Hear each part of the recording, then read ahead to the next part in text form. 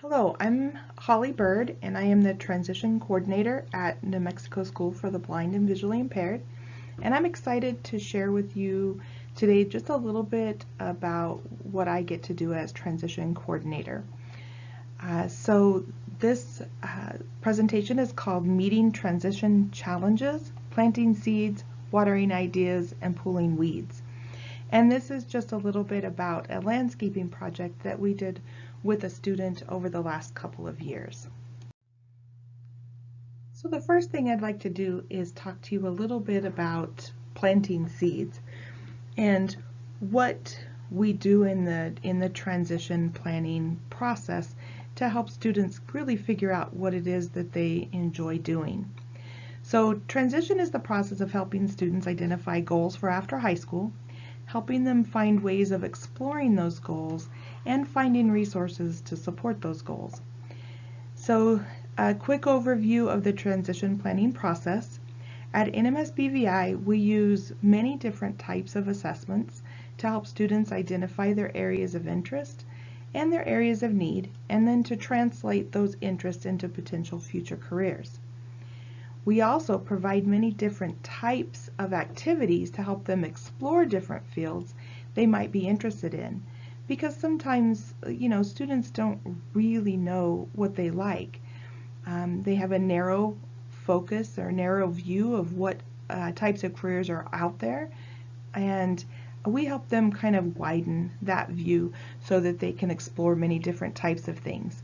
Many of these opportunities come through our Life Skills program, but our academic teachers also work hard to incorporate activities that are related to students' career goals as well. So on this slide, the particular student that this presentation is focused on is shown in several different pictures, exploring different activities that he has expressed interest in.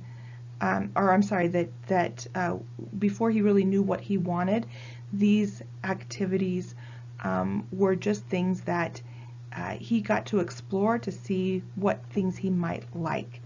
So there is a picture of him using equipment outdoors to work on the ground. So it's a ground tamper to tamp dirt so that it's flat. There's another picture showing him standing at a wooden board in his math class, and he's building a tactile graph or a tactile diagram of something that he's working on there. There's a picture of him sitting in his classroom working with his Braille teacher, learning Braille. There is another picture of him kneeling down outside, and he's learning to lay sod, working with our grounds workers to help him learn that skill. The next picture is him outside with his math teacher and a life skills teacher, and he's learning to measure a plot of land as well as learning about cardinal directions, and so he's looking up into the sky to help him determine where the sun is so that he can figure out which direction he's facing. And there's another picture of him working in the Life Skills kitchen, learning to cook his favorite food, which is pizza. There's another picture of him in the Life Skills classroom, learning to sew. And then the last picture is him kneeling on the ground, fitting pipes together, working with one of our plumbers to see if he enjoys that as a career. So after taking career assessments and kind of narrowing things down, we encourage the students to try all the things. We want them to really find their passion for something. So this particular student wanted to explore working in a greenhouse. So there's a picture of him with his hands mixing soil in a big container. He was interested in carpentry. And so there's a picture of him working in our wood shop on one of the pieces of equipment.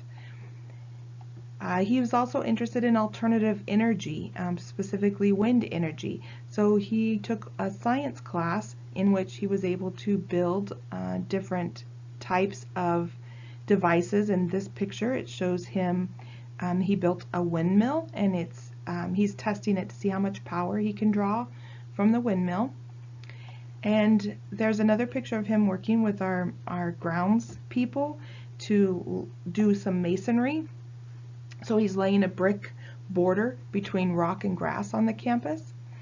And then in the last picture, it's a picture of the Master Gardener program. So we were able to get him set up to take a class to become a Master Gardener through the local extension office. And he is a Master Gardener now, and he's learning to now help other people with gardening type questions and problems.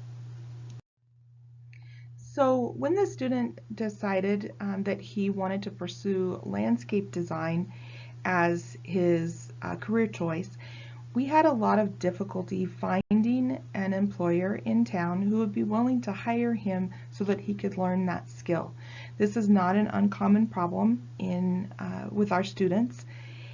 We find a lot of employers who are hesitant to hire because they can't possibly imagine how a student with no vision can do the job that they do. And the students don't have the experience on a resume that they can take to these employers. So we have a lot of difficulty finding willing participants. There's just a general lack of knowledge about blindness and visual impairments. So we find a lot of times that our students are not given entry into programs based on those problems. So there's a picture on this slide of a silhouette of a person walking, and there's a red circle around it with a red line through, and it says no entry. So not to be too discouraged, what we decided to do was offer this student the opportunity to do landscaping on our campus. So we presented the idea to the superintendent, who gave the student 5 different options for plots of land on campus to landscape. He chose one of those plots, and he went to work doing his landscape design. During this design process, he wanted to be sure that the garden area offered something for all the senses and was accessible to all NMSBVI students. In the pictures, the student is shown presenting his design to the administration and later to our Board of Regents. The final picture shows the student with his white cane and wearing googly glasses while smiling. He definitely had to keep a sense of humor through this whole process, lots of learning curves that he had to navigate.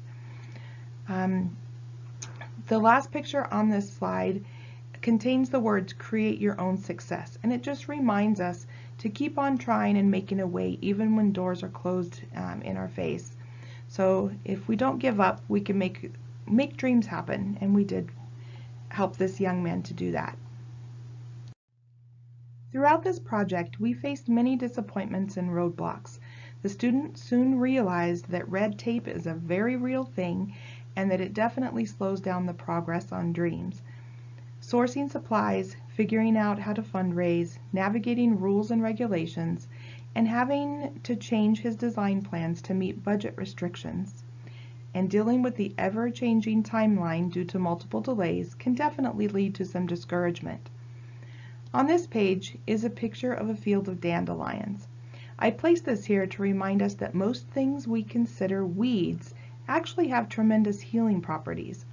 Dandelions, which are considered by many homeowners to be an invasive weed that mars the look of a beautiful lawn, they're actually one of the most powerful and useful plants on the planet. Its leaves, flowers, and roots have many culinary and medicinal uses. I mention this just to highlight the fact that all challenges are learning opportunities, even if they're disguised as weeds. If we learn to use them correctly, we can learn valuable lessons and build a powerful toolbox of knowledge from them. The student may not see the value of all the challenges now, but the education he gained through learning to navigate the challenges will prove to be invaluable in his future. This project is still in progress and will most likely continue into the next school year to reach its completion. Not only did the student learn valuable lessons, but the project has also offered work experience for other students as well. Additionally, all NMS BVI students and employees will one day benefit from the hard work and creative thinking of this student. The first picture on this slide is a diagram of the student's landscape design. It shows a water feature, 3 benches, a concrete table, and lots of different plants that provide visual beauty and heavenly smell for the area. Difficult to see in the design is also a pergola that will cover one end of the plot of land to provide needed shade for our hot summers. The next picture shows a student standing in a deep hole that he dug out for concrete to anchor the pergola legs. Another picture shows a student kneeling on the ground with a grounds worker installing a sprinkler fitting. The next picture shows a student kneeling on the ground applying pipe glue to PVC pipe while installing the sprinkler system for the plot. The last picture shows a maintenance worker teaching a student how to use a shovel to dig a hole. One last positive that I would like to point out is how all employees of NMS BVI have participated in and helped with this project. The students weren't the only ones who had to overcome huge learning curves. Willing employees who don't regularly work with students learn many skills about how to teach, then sit back and let the students do the doing. It is one of the hardest things that we do at NMS BVI. Thank you so much for your time today, and thank you for always working hard to make things possibilities for students.